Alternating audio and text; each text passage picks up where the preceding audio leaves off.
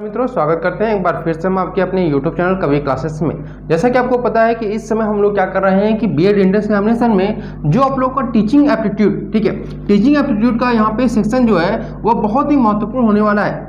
तो teaching aptitude में हम लोग क्या कर रहे हैं कि 3 क्लास हम लोगों ने इसका ले लिया है, ठीक है, जिसमें मैंने आपको पहला जो क्लास था वो टीचिंग एप्टीट्यूड का इंट्रोडक्शन क्लास था, सेकंड क्लास जो था आप लोग का कॉन्सेप्ट ऑफ टीचिंग था, और थर्ड जो क्लास था आप लोग का नेचर ऑफ टीचिंग था। और इस क्लास में हम लोग क्या करने वाले हैं कि टीचिंग एप्टीट्यूड का जो मेन एम है, ठीक है, मेन एम है उसके बारे में हम लोग पढ़ने वाले हैं, ठीक है। देखिए आज का हमारा जो सेशन होने वाला है हम लोग का टीचिंग एप्टीट्यूड का थर्ड सेशन है, ठीक है, सॉरी थर्ड नहीं, यहाँ पे हम लोग का फोर्थ सेशन होने वाला है। और इस चौथे सेशन में हम लोग क्या करने वाले हैं, ऑब्जेक्टिव ऑफ टीचिंग, यानी कि जो शिक्षण के उद्देश्य उनके बारे में पढ़ेंगे, या फिर हम इसको बोल सकते हैं कि एम ऑफ टीचिंग, ठीक है, दोनों हम उसको बोल सकते हैं, चाहे हम इसको ऑब्जेक्टिव ऑफ टीचिंग कहिए या फिर एम ऑफ टीचिंग कहिए। दोनों का अर्थ क्या होता है कि शिक्षण का क्या उद्देश्य होता है, क्यों हम शिक्षण में ऐसा कौन से उद्देश्य होते हैं जिनकी पूर्ति करने के लिए हम इस सेशन को पढ़ने वाले हैं, ठीक है।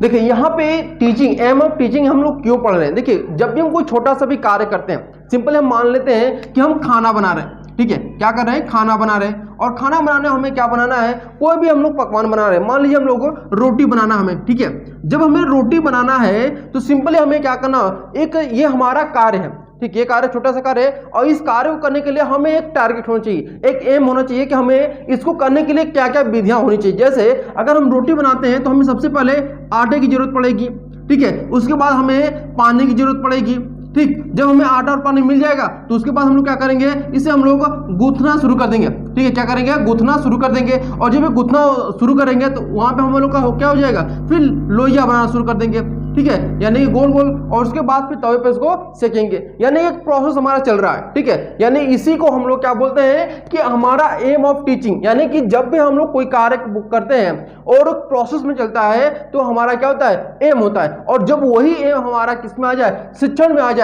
ठीक है, तो वो हमारा क्या होता है, एम ऑफ टीचिंग या ऑब्जेक्टिव ऑफ टीचिंग हो जाता है। देखिए यहाँ पे जो एम ऑफ टीचिंग है, ये अलग अलग प्रकार के जो कह सकते हैं शिक्षाविद हैं, फिलोसफर है, उन्होंने उनका मत जो है वह एक दूसरे से बिल्कुल अलग है। तो इसमें कुछ मैं आप लोगों को बताना चाहूंगा कि कौन कौन से ऐसे विचारधारा के लोग हैं कि जो अपना मत मानते हैं कि जो एम ऑफ टीचिंग है या फिर ऑब्जेक्टिव ऑफ टीचिंग है वो अलग अलग है, ठीक है। सबसे पहले हम बात करना चाहेंगे आदर्शवादी विचारधारा के लोग के बारे में। जो आदर्शवादी विचारधारा के लोग हैं वो सेल्फ रियलाइजेशन में विश्वास करते हैं, ठीक है, किसमें विश्वास करते हैं, आपके सेल्फ रियलाइजेशन के बारे में विश्वास करते हैं, रियलाइजेशन, ठीक है। अब यहां पे देखिए, एक मिनट, जी हाँ, देखिए सेल्फ रियलाइजेशन यानी कि आत्म अनुभूति, ठीक है, यानी हम लोग क्या कह सकते हैं कि आत्म अनुभूति के बारे में वो लोग मानते हैं कि जब भी हम कोई शिक्षण होता है वह किस लिए होता है, कि वह सेल्फ रियलाइजेशन के लिए होता है। यानी कि उनका एक और मत है कि सा विद्या या विमुक्ते, सा विद्या या विमुक्ते, यानी कि जो विद्या है वह मुक्ति प्रदान करने के लिए, क्या चीज के लिए, जो विद्या है वह मुक्ति प्रदान करने के लिए, या फिर हम लोग कह सकते हैं कि विद्या के द्वारा ही मोक्ष की प्राप्ति होती है, ठीक है, विद्या के द्वारा ही मोक्ष की प्राप्ति होती है, ठीक है। ये किसका मानना है, तो यह मानना है आदर्शवादी विचारधारा के लोगों का। यहीं पे सेकंड जो है हर्बर्ट और जॉन लॉक, ये एक शिक्षाविद हैं ये लोग, और इनका मानना है कि शिक्षा का जो उद्देश्य होता है, यानी कि ऑब्जेक्टिव और टीचिंग जो होता है, यानी शिक्षा का जो उद्देश्य होता है वह केवल एक ही होता है कि बालक का नैतिक और चारित्रिक विकास हो सके, ठीक है, यही शिक्षा का मूल उद्देश्य भी होना चाहिए, ठीक। तो यहाँ पे इन लोग का मानना है कि जो बालक हो, चाहे वह लड़की हो या लड़का हो, उनका केवल और केवल नैतिक और चारित्रिक विकास ही शिक्षा के द्वारा हो सकता है।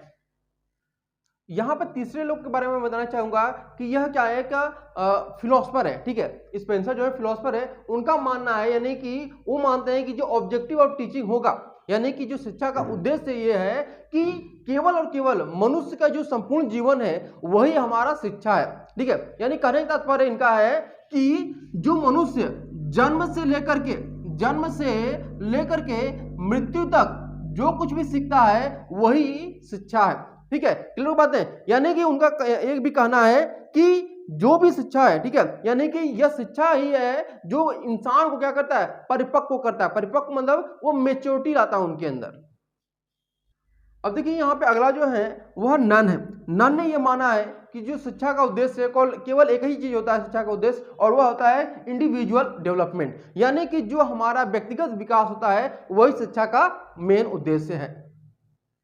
यहाँ पे देखिए नेक्स्ट है जो इनका मानना है, जॉन डीवी का मानना है कि जो शिक्षा का मुख्य उद्देश्य है वह है कि एक बालक या फिर एक व्यक्ति में सोशल वेलफेयर, सोशल सर्विस और गुड सिटीजनशिप के गुण को पैदा करना है, यानी कि उसको उत्पन्न करना है। ठीक है, यानी कि सोशल वेलफेयर अर्थात कहने का तात्पर्य है कि सामाजिक कल्याण। ठीक है, और उसके बाद सोशल सर्विस यानी कि सामाजिक कह सकते हैं कि सहायता या फिर सामाजिक सेवा, या फिर यहाँ पे गुड सिटीजनशिप यानी कि अच्छा नागरिक। ये तीनों ही गुण जो पैदा करता है यानी कि जो उत्पन्न करता है वह कौन है आपका, वह आपका है ऑब्जेक्टिव ऑफ टीचिंग, यानी कि हमारा टीचिंग है। ठीक, यही आपका क्या है, इन तीनों के लिए जिम्मेदार कारक बन गया है। यानी कि यहाँ पे सभी का जो मत है कि जो ऑब्जेक्टिव ऑफ टीचिंग है या एम ऑफ टीचिंग है सभी का अलग अलग है। ठीक है, जैसा कि मैंने अभी आप लोग को समझाया भी कि जॉन डीवी मानते हैं कि सोशल वेलफेयर के बारे में, सोशल सर्विस के बारे में, गुड सिटीजनशिप के बारे में। ठीक है, वहीं पे जो नन है उनका मानना है कि जो इंडिविजुअल विकास होना चाहिए।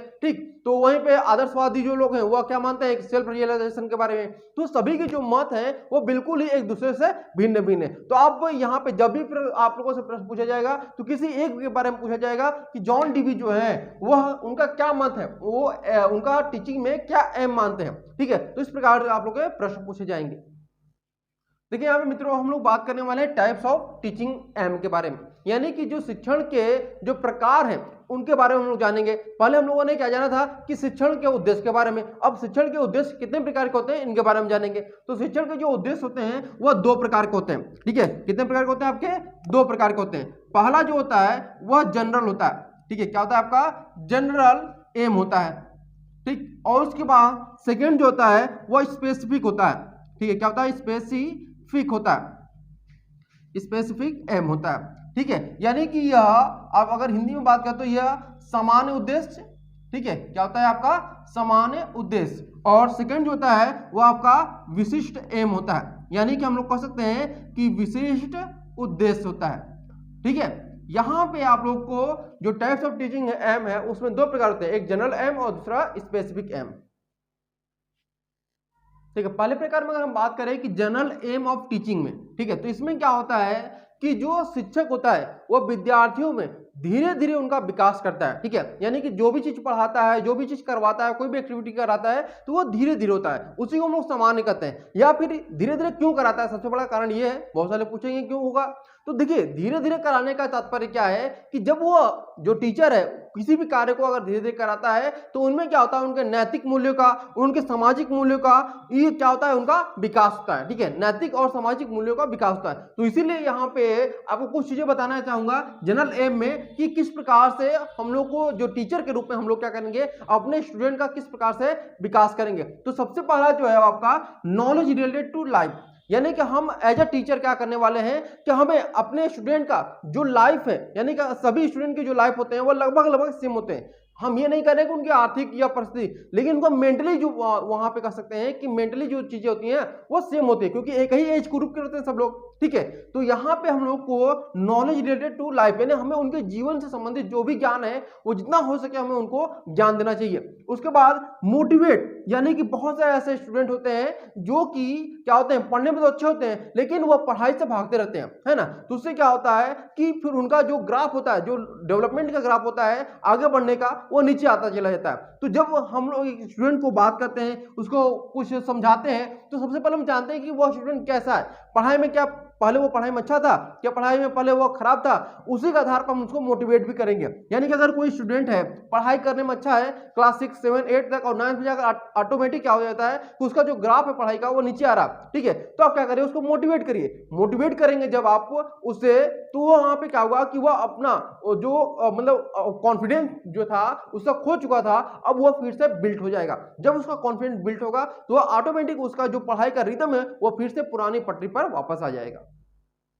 इसके बाद है कि मेंटल डेवलपमेंट, हमें जो बालक होते हैं उनके जो कह सकते हैं कि बौद्धिक क्षमता होती है उनको विकास करने में हमें अपना पूरा जोर लगाना चाहिए, क्योंकि पढ़ाई क्या है, शारीरिक चीजें यहाँ पे नहीं लगती वहाँ पे पढ़ाई में, हमें क्या वहाँ पे जोर देना होता है कि जो हमारा मेंटल एबिलिटी है, जो स्टूडेंट का मेंटल एबिलिटी है उसे किस प्रकार से उनका ग्राफ जो है आगे बढ़ाना चाहिए, किस प्रकार से उसको डेवलप करना चाहिए, ये चीजें हम लोग इसमें जानने मतलब करने वाले हैं। ठीक है, जनरल एम ऑफ टीचिंग में। अब देखिए यहाँ पे चौथा जो है वह एक्टिव यानी कि उन्हें हमें क्या बनाना चाहिए, क्रियाशील बनना चाहिए। ठीक है, क्रियाशील बनाने का तात्पर्य क्या है कि बहुत सारे बच्चे जो होते हैं वो पढ़ने में तो अच्छे होते हैं, ठीक है, क्या होते हैं, मान लीजिए ए नाम का जो बच्चा है वो पढ़ाई करने में अच्छा है, लेकिन वहीं पे खेल कूद में यानी कि स्पोर्ट्स में या फिर कह सकते हैं कि उसका एक्टिवनेस जो है वह बिल्कुल ही क्या है, आपका जीरो है। तो यह जीरो क्यों है, क्योंकि उसके अंदर एक्टिविटी नहीं है ना। तो हमें अक्सर करके अपने स्कूल में, कॉलेज में, कहीं भी हम पढ़ा रहे हैं तो हमें अपने स्टूडेंट को क्या करना चाहिए, एक्टिव रहना चाहिए, उनको सिखाना चाहिए कि अब तुम एक्टिव कैसे रह सकते हो, तुम स्पोर्ट्स में भाग ले सकते हो या फिर कल्चरल जो प्रोग्राम होते हैं स्कूल में उसमें पार्टिसिपेट कर सकते हो। तो बहुत सारी यहाँ पे चीजें होती हैं, चाहे आप क्लासरूम में उनको मॉनिटर बना दीजिए, किसी भी तरीके से हमें हर एक स्टूडेंट को, प्रत्येक स्टूडेंट को क्या करना चाहिए, एक्टिव रहना चाहिए। देखिए नेक्स्ट चीज आपका है इमोशन। बहुत सारे ऐसे स्टूडेंट हैं जैसे कि आपका क्लास 6 से लेकर के 8 तक पढ़ा रहे हैं, तो क्या होते हैं मतलब वो टीनेज एज में होते हैं। ठीक है, तो टीनेज एज में क्या होता है कि बहुत सारे स्टूडेंट जो होते हैं वो गलत रास्ते पे चले जाते हैं, या फिर कह सकते हैं कि आजकल जैसा माहौल आप लोग देख रहे हैं उस हिसाब से अगर हम बात करें तो इमोशंस उन लोग का बहुत जल्दी जागृत होता है ना, क्योंकि आजकल हमारे समाज में बहुत जल्दी एक दूसरे से हम लोग क्या हो रहे हैं, अटैच हो जा रहे हैं। तो वहां पे जब अटैच हो रहे हैं तो हमारा इमोशन जो है, बच्चों का जो इमोशंस है वह कहीं भटक न जाए, उनकी इमोशंस का हमें कदर करना चाहिए, रिस्पेक्ट करना चाहिए, और उनके इमोशन को समझ करके उनको, उनके जो इमोशन है गलत रास्ते पे जा रहे हैं, उस गलत रास्ते पे जाने वाले इमोशन को हमें सही रास्ते पे लाना है, ताकि उनका इमोशन एक सही डायरेक्शन को मिल सके। वहीं पे आपका आखिरी वाला यहाँ पे, या हम लोग का आज आखिरी टॉपिक है कॉन्फिडेंस। कॉन्फिडेंस यानी कि बहुत सारे स्टूडेंट जैसे होते हैं कि मान लेते हैं किसी स्कूल, किसी क्लास में 10 स्टूडेंट हैं, ठीक है, 10 स्टूडेंट हैं, और उन 10 स्टूडेंट में क्या होता है कि एक स्टूडेंट जो होता है वह एक विषय उसका कमजोर है, मान लीजिए मैथ कमजोर है, और हमेशा वह क्या करता है कि 10वां रैंक लाता है। ठीक, 10वां रैंक लाता है। अब यहाँ पे आपको उनको समझाना चाहिए कि बेटा तुम 10वां रैंक इस बार लाए हो, अब ये समझो कि जो पहले रैंक पर आया है उसको अगले क्लास में टेंशन होगा कि मुझे पहला ही रैंक लाना है, लेकिन तुम क्या होगा कि अगर इस बार तुम 10वें रैंक लाए हो तो अगली बार कोशिश करना अगले क्लास में, अगले एग्जाम में कि तुम 8वां रैंक ला दो, या फिर 8वें रैंक के बाद उससे भी आगे बढ़ सकते हो, 5वां रैंक ला दो, 5वें रैंक के बाद तुम ये भी बढ़ सकते हो कि दूसरे रैंक पर ला दो, है ना। तो तुम्हारा जो ग्राफ है वो बढ़ेगा, घटेगा नहीं।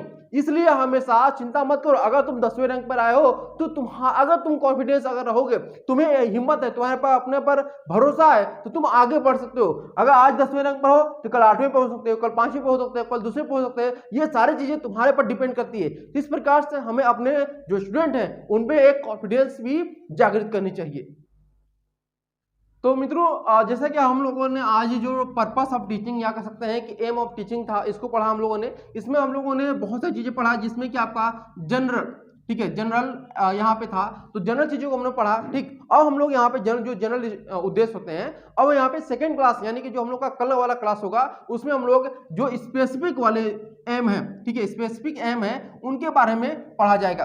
ठीक है, तो आज हम लोग अपने सेशन को यहीं पे समाप्त करते हैं। उम्मीद है आप लोग को आज का सेशन पसंद आया होगा, और कल हम लोग स्पेसिफिक जो विशिष्ट उद्देश्य वाले हैं उनको पढ़ेंगे। Okay, thank you everyone.